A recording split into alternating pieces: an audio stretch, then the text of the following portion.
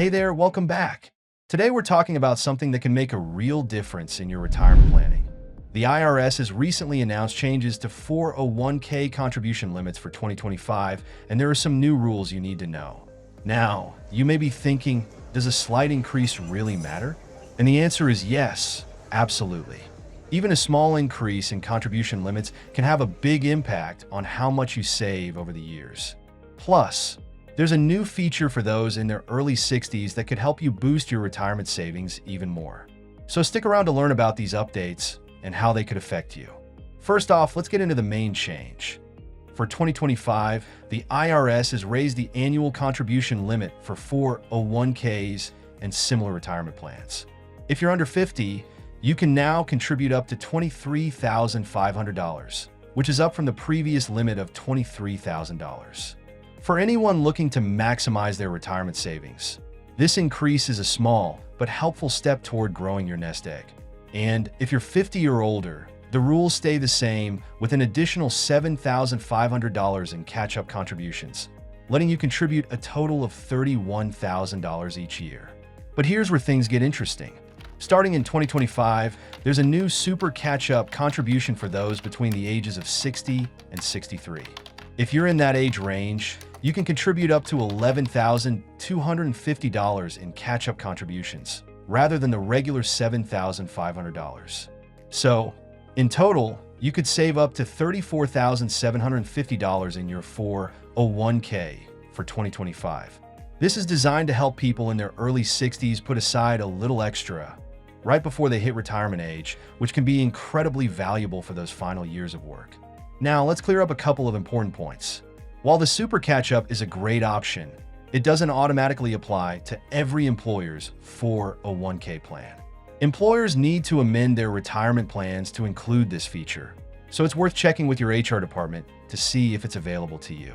If your employer does offer it and you're eligible, it could be a great way to give your savings a significant last-minute boost. Now you might be asking, what about IRAs? Are those limits changing too? For 2025, the IRS has kept the annual contribution limit for IRAs the same at $7,000, with an additional $1,000 catch-up for those over 50. While it may not seem like much, remember that the tax benefits and potential growth of IRA contributions can still be a solid part of your retirement plan. So if you're under 50, you can still put in $7,000 a year. And if you're over 50, you get that additional $1,000 to bring your total to $8,000. Another thing to consider is the income eligibility limits for Roth IRAs and deductible traditional IRA contributions.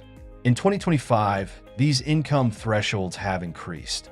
For example, if you're a single filer with a workplace retirement plan, you'll now have a phase-out range between $79,000 and $89,000 for making deductible contributions to a traditional IRA.